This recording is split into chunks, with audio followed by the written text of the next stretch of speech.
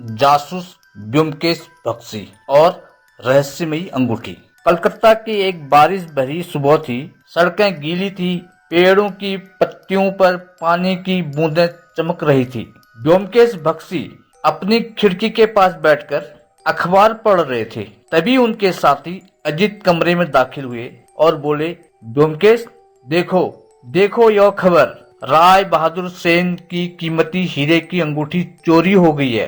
ब्योमकेश मुस्कुराए, अखबार को मोड़ा और बोले, अजीत, यह कोई साधारण चोरी नहीं लगती, इसमें कुछ गहरा रहस्य छिपा है। दोनों तुरंत राय बहादुर सेन के बंगले की ओर निकल पड़े। राय बहादुर के बंगले में पहुंचते ही उन्होंने देखा राय बहादुर बहुत परेशान थे।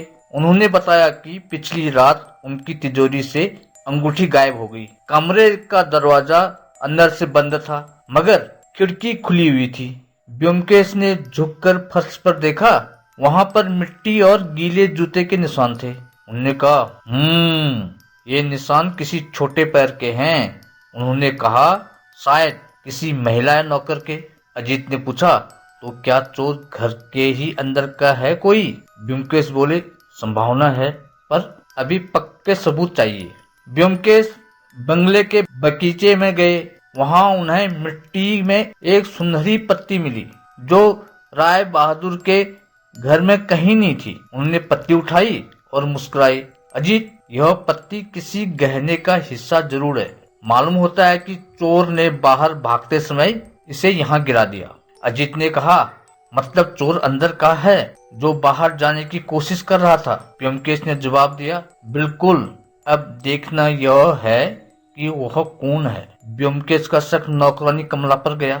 ब्योमकेश ने नौकरानी कमला के कमरे की तलाशी ली। बिस्तर के नीचे से उन्हें एक छोटा रुमाल मिला, जिसमें लिखा था RS, राय बहादुर के नाम के शुरुआती अक्षर। कमला घबराकर बोली, साहब, मैं निर्दोष हूँ, किसी ने ये रुमाल मेरे कमरे में रख दिया होगा।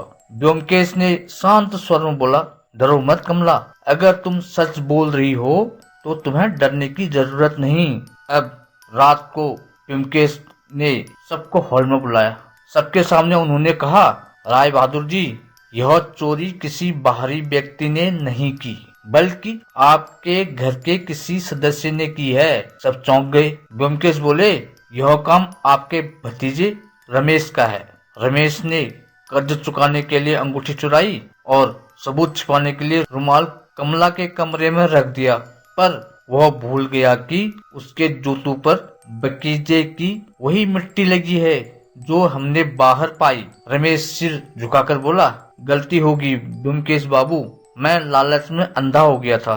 राय बहादुर ने भारी मन से पुलिस को बुलाया, पर साथ ही ब्योमकेश का आभार भी जताया। कुछ देर बाद ब्योमकेश और अजीत बरामदे में बैठकर चाय पी रहे हैं। हल्की धूप उनके चेहरे पर पड़ रही है।